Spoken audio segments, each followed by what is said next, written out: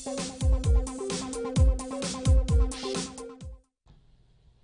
we're back. Mga kaibigan, Sports Chat, Dennis Principe. Siyempre, nakatutok din po din sa atin ang PTV Sports. And right now, we are very lucky dahil ating pong susunod na makakakwentuhan ay ang ating pong bagong world champion. At alam nyo, ang mga ka-level niya ho ngayon, iilan lamang po sila na naging world champion sa nasabing division na yan. Mga ka-level niya ngayon, Dodi Boy Peñalosa, Janrel Casimiro, sino ba? Si Tassie Macalos, Brian Viloria. Ayan ang mga sila lang yung mga ka-level nitong ating bagong champion na right now, IBF Interim World Light Flyweight Champion Milan El Metodico Melindo. Milan, magandang araw sa iyo and congratulations. Morning po, Sir Dennis Principe. Okay. So, Milan, kumusta ba ang feeling na finally ikaw ay isa ng world champion? Masaya po. Masaya po yung feeling na nakuha ko yung IVF championship. Okay. And about the fight, Milan, kwentuhan mo nga kami kasi nung kakwentuhan namin si Edito Villamor, sabi nga niya masaya siya dahil talagang yung inyong game plan ay sinunod mo, ikaw ba, ano bang masabi mo sa performance mo against sa Falan Sakririn Jr.? Masaya po ako sa performance ko kasi masaya po yung taong nanonood sa laban. Nakikita ko pong masaya sila, so masaya rin po ako. Pero if ever ba, one of your best performances, o tingin mo meron ka pa rin sa ngayon naiisip na dapat pa rin i-improve sa performance mo? Meron akong isang estilo para kay Igatsi po yun pero ginamit ko sandali pero hindi ko na lang pinagpatuloy kasi nandun yung yung manager promoter niya si Consumi, so pang-reserve na lang po yun, yung parang southpaw. So hindi ko na lang po tinuloy para may po kami sa susunod na laban.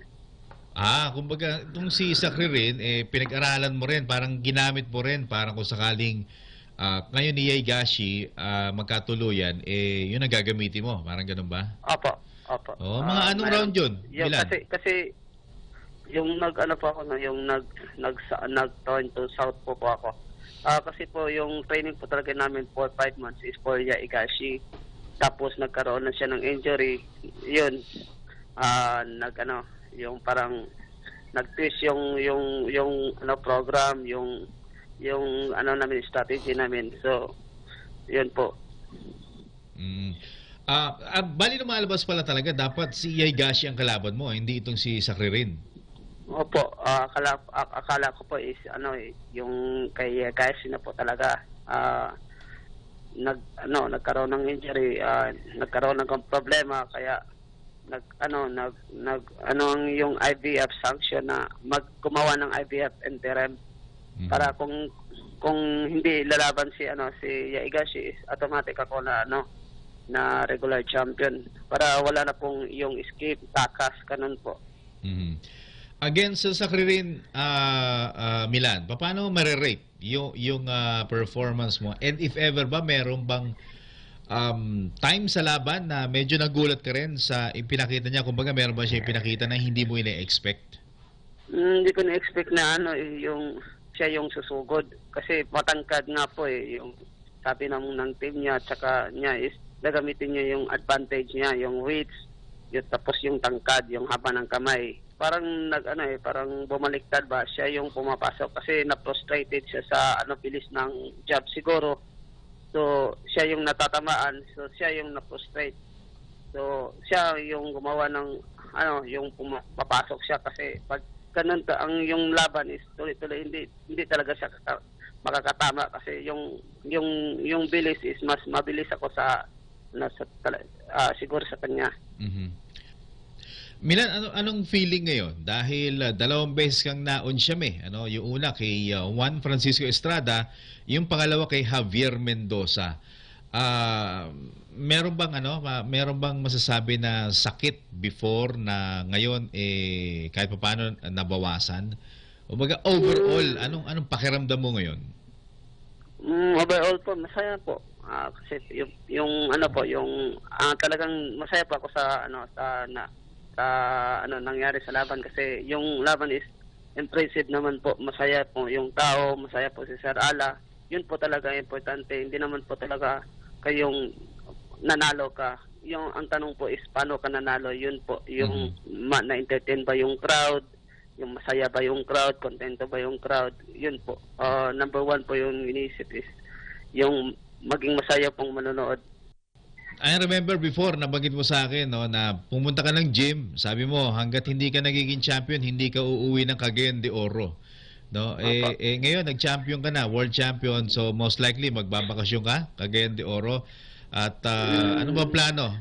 Pagbalik mo ng Cagayan de Oro? Hindi ko pa po alam kasi nandito pa ako ngayon sa Cebu. Hindi ko pa po alam anong plano po. Pero may plano ka umuwi? Siguro po. Okay, sige. Mabanggit Kasi natin. balik ako sa training ko eh. Balik ka agad sa training? Kailan? Para hindi lumaki. Siguro next week balik na ako. Oo.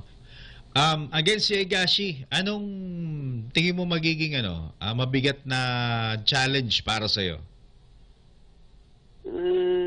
Higashi. Kasi si Higashi po is madami na pong former world champion at saka champion siya ngayon. Madami siyang experience. Mahirap po 'yun kasi nakalaban niya rin si Roman Gonzalez at kinaya niya po. So napaka-challenge po na lumaban kay Higashi tapos sa lugar niya pa gaganapin sa Japan. So more experience po 'yun pag malaban po siya. So talagang Japan na kung sakasakali yung laban nyo? Kung sakali kasi hindi naman sila papayag na ilaban dito. Yan talaga ang mga Japanese, lalo na pag champion po, pinaprotektahan po nila. Ayan, so kumbaga, pinaprepare mo na yung sarili mo na babiyahe ka ng Japan, ha? Opo, pinaprepare ko na po. Yung laban mo kay Sakririn, meron barong style si Sakririn na sa tingin mo kapareho nung kay Higashi? Meron po sa pag distance, parang distance fighter. Yung kaparehas ng ganun. Tapos yung pagsugod niya, yung mga suntok niya is halos pares lang po kay Akira Higashi. Kaso nga po si Akira is hindi napapagod yun. Pasok ng pasok po yun eh. Alam mo naman po yung mga Hapon is matatapang eh. Oo, tsaka marami silang vitamins doon. Yung mga ugat-ugat. Tsaka yung pagkain nila po, yun po tumutulong sa nila eh. Oo, mga hilaw, mga ugat-ugat, di ba? Marami ron. Mga ginseng. Mga ganun. Okay. Gaano tumaas ang kumpiyansa mo at tsaka yung emosyon mo, Milan? Matagal na tayo magkasama, matagal na tayo magkakilala. Magkasama tayo nung una ka lumaban sa World Championship. Eto, if ever, ano yung naitulong sa nito pagdating sa pagkakaroon mo ng tamang kumpiyansa? Gaano kataas ang idinagdag? Yung laban ko po nito is experience. So, para sa susunod na laban, 12 rounds po yun, tsaka World Championship, yung pressure na yung lahat po is magagamit mo po yun na hindi ka na ma-pressure sa susunod na laban, hindi ka na magugulat sa susunod na laban kasi nakatry ka na po, na-experience mo na po na magiging world champion, ganun po. Okay. Milan, bago tayo magtapos, baka meron kang gustong pasalamatan, batiin, no? Ang oras ay sa iyo ngayon. Nagpapasalamat pa ako sa mga boxing fans, sa mga kababayan ko, sa mga bashes ko po. Nagpapasalamat din po ako sa motivation na binigay niyo po sa akin kasi alam ko po na eager niyo po na magiging world champion ako kaya nagbabash kayo, nagiging test kayo. Alright, Milan, maraming salamat. Good luck. Thank you po. Okay, there you have it mga kaibigan. Milan El Metodico Melindo dito syempre sa Sports Chat.